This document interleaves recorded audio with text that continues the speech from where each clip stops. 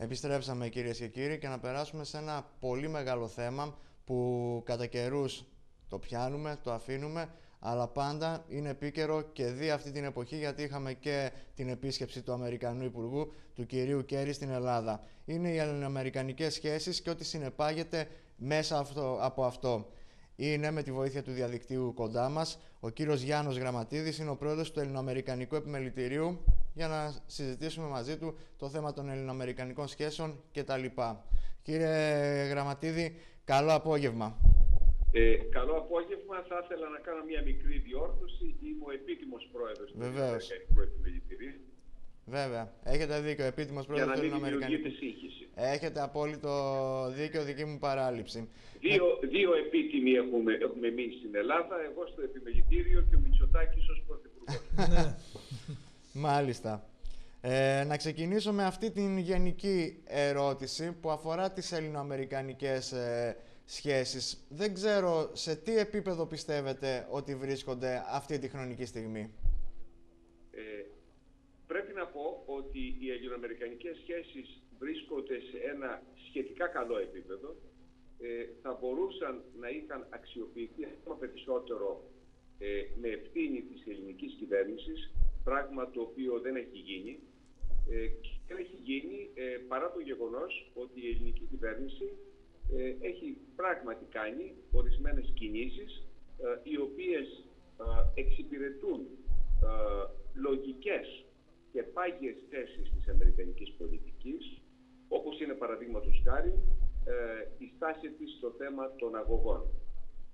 Έτσι, όπως ξέρετε, η αμερικανική πλευρά υποστηρίζει στεναρά και σταθερά μέχρι σήμερα ότι η Ευρώπη δεν θα πρέπει να εξαρτάται μόνο από μία ενεργειακή πηγή, αλλά θα πρέπει να έχει και πρόσβαση σε περισσότερες ενεργειακές πηγές.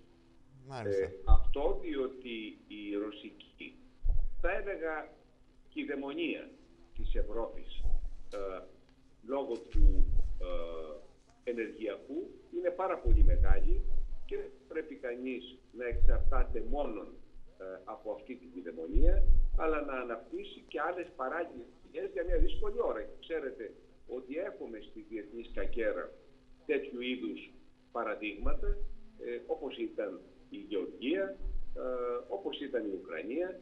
Δηλαδή βλέπουμε ότι θα πρέπει να έχουμε μεγαλύτερη ανοιγμένη τράπουλα στη διάθεσή μας από το να περιοριζόμαστε μόνο σε έναν εφοδιαστικό συνεργάτη.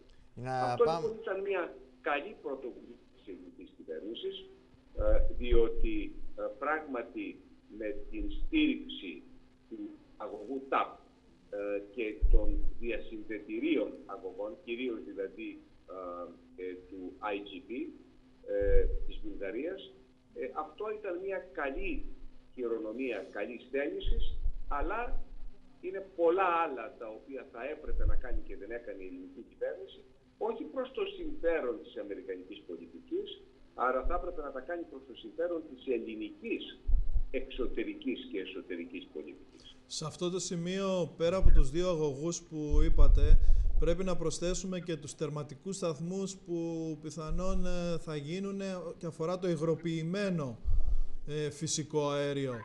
LNG, φυσικά, εντάξει, να μην μπαίνουμε σε λεπτομέρειες, ο κόσμος... Όχι, συμφωνώ απόλυτα, αλλά... θα έλεγα γενικότερα ότι κάθε ενεργειακό έργο το οποίο συμπληρώνει αυτή την εικόνα είναι στη σωστή κατεύθυνση. Μάλιστα. Να πάμε λίγο στο πολιτικό κομμάτι των σχέσεων, το ότι έχουμε πρώτη φορά αριστερά, ας πούμε, στην Ελλάδα αυτή τη στιγμή, έχει επηρεάσει κάποια στιγμή τις ελληνοαμερικανικές σχέσεις, και τι θέλω να πω, υπήρχε κάποια καχυποψία για το κατά πόσο θα μπορούν να είναι καλές οι σχέσεις Ελλάδας-Αμερικής, επειδή βρέθηκε στην ηγεσία της χώρας μετά από εκλογές ένα αριστερό κόμμα? Ακούστε, εάν ένα αριστερό κόμμα έκανε σωστή εσωτερική και εξωτερική πολιτική, η οποία να είναι ρεαλιστική, η οποία στην ουσία να εξυπηρετεί την ευρωπαϊκή ισορροπία, αλλά παράλληλα να αποτελεί και έναν παράγοντα σταθερό γεωπολιτικό στην περιοχή, τότε δεν βλέπω γιατί θα έπρεπε να μην είναι καλές οι σχέσεις των ΗΠΑ με μια αριστερή κυβέρνηση. Θέλω μάλιστα χιουμοριστικά να σας δείξω ότι ο Μακαρίτης, ο πρόεδρος της Fiat, ο Ανιέλη, συνήθιζε να λέει ότι μια αριστερή κυβέρνηση μπορεί να περάσει πολύ σοβαρές μεταρρυθμίσεις σε μια χώρα, ακριβώς για το ότι είναι αριστερή και έχει λιγότερες αντιστάσεις, και τέτοιες αριστερές τις θέλουμε. Το θέμα όμως είναι μια αριστερή κυβέρνηση, γιατί αυτό είναι και θέμα εσωτερικής, αν θέλετε, κατάστασης της Ελλάδας. Μια αριστερή κυβέρνηση θα έπρεπε ιδιαίτερα σήμερα να είναι ιδιαίτερα προσεκτική όσον αφορά την χάραξη της οικονομικής της πολιτικής από ό,τι είναι η παρούσα κυβέρνηση, η οποία αντί να κάνει όλες εκείνες τις μεγάλες μεταρρυθμίσεις και οι ΗΠΑ και κυρίως το Διεθνές Νομισματικό Ταμείο, αλλά και οι υπόλοιποι εταίροι επισητούν, δεν τις κάνει, αλλά πηγαίνει σε συνταγές οι οποίες είναι παρακειμένες, είναι, αν θέλετε, με έλλειψη φαντασίας, με έλλειψη σχεδιασμού, δηλαδή συνταγές καταπίεσης των πολιτών της κοινωνίας και της οικονομικής, της επιχειρηματικής κοινότητας, που είναι και οι μόνες πηγές που θα μπορούσαν να εξασφαλίσουν την παροχή των κατάλληλων οικονομικών μέσων για να συντηρηθεί το κράτος και να επιτελέσει την αποστολή του. Είναι μια λανθασμένη πολιτική, γι' αυτό και επιμένουν οι ΗΠΑ, επιμένει το Διεθνές Νομισματικό Ταμείο, επιμένουν οι Ευρωπαίοι, ότι αντί να κάνουμε όλα αυτά, θα έπρεπε να κάνουμε σοβαρά μεταρρυθμίσεις, τα οποία να αλλάζουν, να απελευθερώνουν τις δυνάμεις της οικονομίας, να κάνουν την οικονομία μας πιο ανταγωνιστική, να την ανοίξουν στο ελεύθερο εμπόριο, αντί να την κλείσουν, και παράλληλα να βρούμε λύσεις αντιμετώπισης του ασφαλιστικού με έναν τέτοιο τρόπο που και να διασφαλίζονται κεκτημένα δικαιώματα, αλλά από την άλλη πλευρά και να νοικοκυρέψουμε το κράτος. Συγγνώμη που διακόπτω, αλλά περιγράφεται μια κατάσταση που δεν ανήκει στην αριστερή ιδεολογία, ας πούμε, η ελεύθερη αγορά κτλ. Γι' αυτό έθεσα το θέμα ως έτσι, και μην ξεχνάμε ότι αντιαμερικανικά συνθήματα ακούγαμε κυρίως στην Ελλάδα στις συγκεντρώσεις αριστερών οργανώσεων κτλ. Έχετε δίκιο. Οι καιροί έχουν αλλάξει. Μια αριστερή κυβέρνηση δεν σημαίνει ότι είναι κλειστή στην επιχειρηματικότητα. Και δεν θα έπρεπε.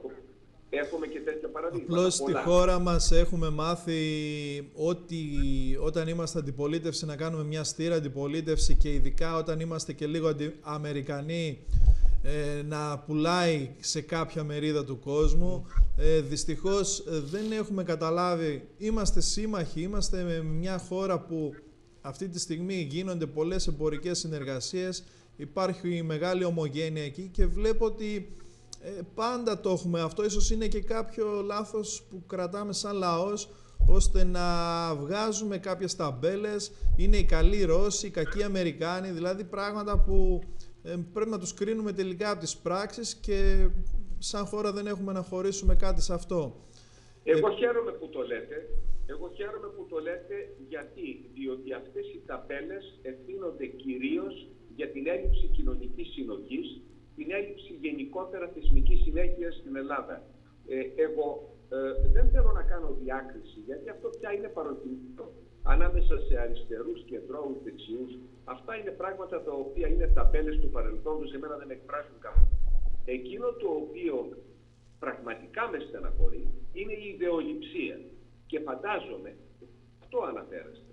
Αναφέρεστε δηλαδή σε ιδεολειπτικές καταστάσεις, οι οποίες πραγματικά δεν δημιουργούν προϋποθέσεις κοινωνικής συνοχής και προϋποθέσεις προόδου. Και η σημερινή κυβέρνηση θα έλεγα ότι διέπεται από τέτοιου είδους ιδεολειπτικές αντιλήψεις, οι οποίες δεν οδηγούν προς το σωστό αποτέλεσμα. Και ας μην εκπλήσεται ο κύριος Τσίπρας από τη συμπεριφορά της γερμανικής κυβέρνησης, ή αν θέλετε από τα πρόσφατα δημοσιεύματα, από το πρόσφατο δημοσίευμα της Die Welt, η οποία λέγει ότι αποφεύγουμε να κάνουμε μεταρρυθμίσεις και ότι στην ουσία είναι σαν να δημιουργούμε, σαν να ανοίγουμε το δρόμο προς το Brexit.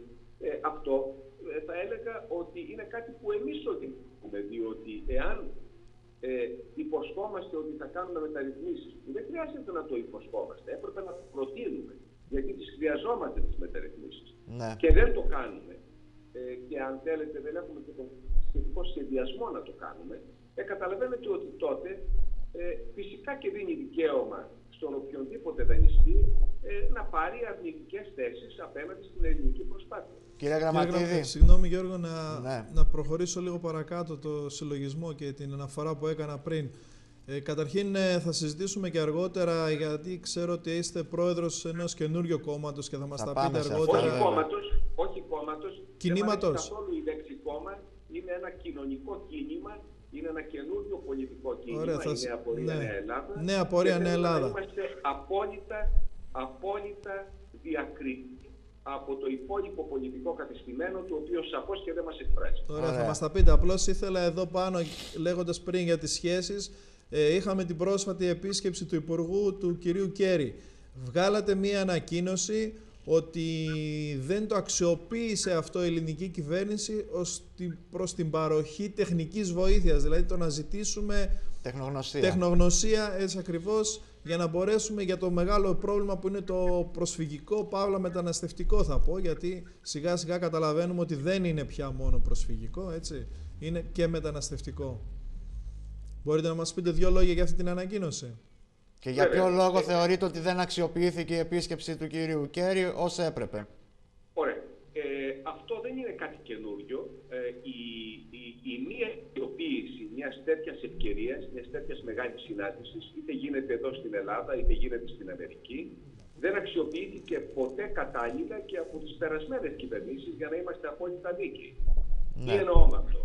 Εννοώ ότι ιδιαίτερα σήμερα, συνέβαινε και στο παρελθόν, έχουμε την δυνατότητα να αξιοποιήσουμε ένα μοναδικό εργαλείο το οποίο υπάρχει ανάμεσα στην Ελλάδα και στις ΗΠΑ σαν κυβερνήσεις, το οποίο το λέμε Διακρατικό Συμβούλιο, Διμερές Συμβούλιο Οικονομικής και Εμπορικής Συνεργασίας. Αυτό είναι ένας διάλογος ανάμεσα, θεσμοθετημένος διάλογος ανάμεσα στις δύο κυβερνήσεις, που ανάλογο διάλογο δεν έχουν οι ΗΠΑ με καμιά άλλη ευρωπαϊκή χώρα. Μόνο με την Ελλάδα για λόγους παραδοσιακούς που υπάρχουν πριν ακόμα η Ελλάδα μπει στην Ευρωπαϊκή Ένωση. Τι γίνεται μέσα στα πλαίσια αυτού του διαλόγου? Εκεί πέρα προσπαθούμε να βρούμε λύσεις, οι οποίες λύσεις να τονώνουν την ανταγωνιστικότητα των οικονομιών και εν προκειμένου της ελληνικής οικονομίας την ανταγωνιστικότητα, γιατί αυτή είναι ο ασθενής εν προκειμένου, με διάφορους τρόπους, με την παροχή τεχνικής υποστήριξης και βοήθειας από την πλευρά των ΗΠΑ σε διάφορα επίπεδα, σε διάφορους κλάδους της οικονομίας, σε διάφορες άξονες της οικονομίας. Είπα λοιπόν ότι δεν αξιοποιήθηκε αυτή η ευκαιρία, διότι υπάρχουν άξονες όπως είναι το ενεργειακό, και μάλιστα μιλάμε για εναλλακτικές πηγές ενέργειας, η πάταξη της διαφθοράς, η αναδιάρθρωση και ανασύνταξη του φορολογικού μηχανισμού που είναι απολύτως απαραίτητη για να πετύχουμε σωστά φορολογικούς δημοσιονομικούς στόχους, και είναι παράλληλα και η ψηφιακή οικονομία, η ψηφιακή αγορά. Αυτοί οι τέσσερι μεγάλοι τομείς, τα μεγάλα αυτά θέματα, δεν εφήγησαν καθόλου κατά την επίσκεψη του κ. Κέρι, παρά το γεγονός ότι ήταν μια επίσκεψη με συζητήσεις οι οποίες κράτησαν πολύ και θα μπορούσαν να αναφερθούν ανάλογα ζητήματα εκεί πέρα μέσα. Βεβαίως. Σε σχέση με το μεταναστευτικό, είναι πολύ χαρακτηριστικό το ότι δεν αναφέρθηκε από την ελληνική πλευρά η δυνατότητα την οποία έχουμε σαν κράτος μέλος του Βορειοατλαντικού Συμφώνου, δηλαδή του ΝΑΤΟ, να ζητήσουμε τη συνδρομή από πλευράς μέσων και από πλευράς τεχνογνωσίας του ΝΑΤΟ, προκειμένου να κάνουμε έναν σχεδιασμό και υλοποίηση με καινοτομία αλλά και με σύγχρονα μέσα της αντιμετώπισης του προσφυγικού, του φορολογικού, του μεταναστευτικού προβλήματος, διότι όπως ξέρετε το ΝΑΤΟ δεν είναι μόνο μια στρατιωτική οργάνωση. Εξυπηρετεί πολιτικούς, κοινωνικούς, φιλανθρωπικούς σκοπούς, και θα πρέπει να σας πω ότι αν πάτε σε όλη την Ελλάδα θα διαπιστώσετε ότι πάρα πολλά έργα είναι έργα τα οποία γίνονται με χρηματοδότηση του ΝΑΤΟ και δεν είναι στρατιωτικά έργα.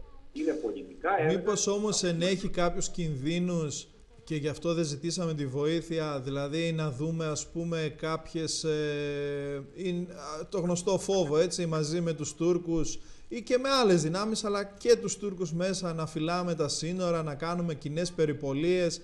Μήπως υπάρχει αυτό το ζήτημα? Θα μπορούσαμε δηλαδή να ζητήσουμε τεχνική βοήθεια ως σε ένα σημείο? Βεβαίως. Το είπατε πάρα πολύ καλά. Ως ένα σημείο. Δεν μιλώ για στρατιωτική βοήθεια, γιατί ας μην ξεχνάμε ότι υπάρχει ο Frontex, υπάρχει δηλαδή η ευρωπαϊκή δύναμη, ο ευρωπαϊκός μηχανισμός, ο οποίος είναι απόλυτα ικανοποιητικός κατά την άποψή μου και θα έπρεπε να τον ενισχύσουμε και να επιμείνουμε ακόμα περισσότερο. Αλλά εγώ δεν μίλησα για στρατιωτική βοήθεια του ΝΑΤΟ. Εγώ μίλησα για μέσα, για τεχνικά μέσα, για τεχνογνωσία, που είναι πάρα πολλά. Πρώτα απ' όλα θα σας δώσω το παράδειγμα των ανιχνευτών, των ηλεκτρονικών ανιχνευτών ταυτοποίησης, προσωπικής ταυτοποίησης. Αυτά το ΝΑΤΟ τα διαθέτει, οι ΗΠΑ τα διαθέτουν. Άρα λοιπόν αυτά τα οποία δημιουργούν προβλήματα στα σύνορα, προβλήματα ταυτοποίησης, γιατί βλέπετε ότι έρχονται Αφγανοί και εμφανίζονται ως Σύριοι. Τους παίρνουν τα διαβατήρια και οι Σύριοι εμφανίζονται σαν κάτι άλλο, γιατί δεν μπορούν να αποδείξουν το ποιοι είναι. Γι' αυτό και έχει σημασία η ταυτοποίηση. Για την οικονομία της συζήτησης, επειδή είναι κατανοητό αυτό που λέτε, θα μπορούσε να βοηθήσει τον ΝΑΤΟ σε ένα σημείο μεταφορά τεχνογνωσίας για την ταυτοποίηση, ποιοι είναι μετανάστες, ποιοι είναι πρόσφυγες. Ακριβώς. Πριν πάμε στο θέμα των επενδύσεων και κατά πόσο θα μπορούσε να υπάρχει μια τέτοια συνεργασία ελληνοαμερικανική, θέλω ένα σχόλιο για αυτό που έγινε μεταξύ Τουρκίας-Ρωσίας για την κατάρριψη του ρωσικού αεροσκάφους. Πολλοί λένε ότι αυτό δεν θα μπορούσε να το κάνει η Τουρκία μόνη της, χωρίς τις πλάτες των Αμερικανών, και ένα σχόλιο για το τι θα μπορούσε να σηματοδοτήσει μια τέτοια συμπεριφορά της Τουρκίας αυτό το χρονικό σημείο που διανύουμε. Η Τουρκία ξέρετε πάρα πολύ καλά ότι τον τελευταίο καιρό, παρά τη σταθερότητα και την συνέπεια της εξωτερικής της πολιτικής, που εμείς δεν την έχουμε, αυτοί την έχουν γιατί έχουν σχεδιασμό, εμείς δεν έχουμε σχεδιασμό. Αλλάζουν κυβερνήσεις, αλλά έχουν κοινή εξωτερική πολιτική όποια κυβέρνηση και να έρθει. Όπως το λέτε, όπως το λέτε. Άρα λοιπόν θα ξέρετε ότι οι σχέσεις τους δεν είναι σε ιδιαίτερα ικανοποιητικό επίπεδο με τις ΗΠΑ, και τούτο διότι ο πρόεδρος Ερντογάν δεν είναι ο παλιός Ερντογάν που ξέραμε, έχει μια εντελώς διαφορετική, αν θέλετε, μεγαλοπρεπή αντιμετώπιση των πραγμάτων. Έχει σημασία αυτό που λέτε. Από τα καθημερινά πλαίσια, και από την άλλη πλευρά έχουμε να κάνουμε με άλλη μια ισχυρή προσωπικότητα που είναι ο πρόεδρος Πούτιν, ο οποίος και δεν διστάζει να χρησιμοποιήσει όλα εκείνα τα άμεσα ή έμεσα μέτρα και εργαλεία για να μπορεί να προασπίσει τα ρωσικά συμφέροντα.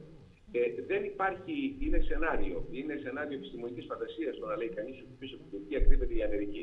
Μάλιστα να μην εκπλήσεστε από αυτά που θα δείτε στο μέλλον, διότι πιστεύω ότι πηγαίνουμε σε μια αμερικανο-ρωσική συνεργασία μακροπρόθεσμα, που τα πρώτα σημάδια βλέπετε ότι έχουν αρχίσει να εμφανίζονται στον ορίζοντα από τον τρόπο με τον οποίο συζητάει πλέον η ρωσική ηγεσία με τον πρόεδρο των ΗΠΑ της Αμερικής. Μήπως αυτός μίστηκε και ο κύριος Ερντογάν την αμερικανο-ρωσική συμμαχία και ήθελε να τη σπάσει φέρνοντας Αμερική, παύλα ΝΑΤΟ απέναντι στη Ρωσία? Εγώ δεν θα το έλεγα. Εγώ νομίζω ότι και εκείνος προσπαθεί να απευθυνθεί περισσότερο και να στείλει μηνύματα στον τουρκικό λαό και να διατηρήσει τη συνοχή του, και νομίζω ότι στέλνει μηνύματα ακόμα και στην δική μας πλευρά, η οποία είναι μια αδύνατη πλευρά πλέον, διότι όταν είσαι οικονομικά σε δυσπραγία, έχεις αυτό το μεγάλο πρόβλημα το οποίο έχουμε εμείς, το οποίο έχει και επιπτώσεις επάνω στην εθνική μας άμυνα και στα μέσα που διαθέτουμε για την εθνική μας άμυνα, που είναι αυτό το χειρότερο ακόμα. Οπότε καταλαβαίνετε ότι στην ουσία είναι ένας ψυχρός πόλεμος μηνυμάτων, τα οποία πηγαίνουν με πολλαπλούς αποδέκτες. Δεν θα έμπαινα σε τέτοιου είδους σενάρια. Νομίζω ότι τα πράγματα είναι απλούστερα, αλλά νομίζω ότι δεν θα υπάρχει κλιμάκωση αυτής της αντιπαράθεσης, και τούτο διότι δεν υποθέτω, πιστεύω ότι και η αμερικανική και η ρωσική πλευρά δεν θα το ήθελαν και νομίζω ότι κινούνται προς άλλη κατεύθυνση. Θα πάρουμε λίγο χρόνο και από την τρίτη ενότητα, πώς να περάσουμε και στο θέμα των επενδύσεων, Ναι. έτσι. Είναι μια περίοδος που αναζητούμε τις επενδύσεις, συνέχεια ακούμε να μιλάνε πολύ για επενδύσεις, φυσικά πράξεις και λόγια, μάλλον μόνο λόγια μένουν, πράξεις δεν βλέπουμε. Σε αυτό το τομέα βλέπετε ότι οι Έλληνες καταρχήν της Αμερικής, η ομογένειά μας και κατά δεύτερο λόγο οι Αμερικανοί επιχειρηματίες ή οι Αμερικανοί πολίτες θέλουν να επενδύσουν στη χώρα μας. Υπάρχει αυτή η προοπτική, τουλάχιστον στο άμεσο, κοντινό ορίζοντα. Κάνετε πάρα πολύ καλά που χρησιμοποιήσατε τη λέξη θέλουν. Οι Ελληνοαμερικανοί, η ομογένειά μας θέλει να επενδύσει στην Ελλάδα, θέλει να βοηθήσει στην Ελλάδα, αλλά κάτω από άλλες εντελώς συνθήκες, διότι εγώ θα το αντέστρεφα το ερώτημα και θα έλεγα ποιος παρανοϊκός θα ήθελε να επενδύσει στην Ελλάδα σήμερα. Ναι. Εσείς, εάν είχατε χρήματα, θα τα επενδύατε στην πατρίδα σας? Μην βιάζεστε να μου απαντήσετε. Εγώ έχω την απάντησή σας έτοιμη. Όχι, δεν θα τα επενδύατε. Και δεν θα τα επενδύατε γιατί δεν σας εγγυάται το κράτος το ότι θα πάει καλά η επένδυσή σας.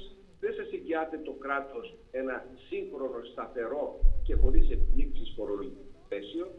Δεν σας εγγυάται το κράτος διαδικασίες γρήγορες απονομής της δικαιοσύνης για να μπορείτε να βρίσκετε το εμπορικό σας δίκαιο. Δεν σας εγγυάται το κράτος το πώς θα λειτουργεί χωρίς γραφειοκρατία και χωρίς εμπόδια η επιχείρησή σας. Άρα λοιπόν το κράτος δεν σας εγγυάται τίποτα και όχι μόνο αυτό, αλλά αντίθετα στρέφεται πάντα σε εσάς για να μην θίξει τον δημόσιο τομέα, στρέφεται πάντα σε εσάς, δηλαδή στους επιχειρηματίες, για να μπορέσει να εξοικονομήσει εκείνους τους δημοσιονομικούς πόρους που είναι απαραίτητοι για να καλύψει τις τρύπες της η ελληνική οικονομία.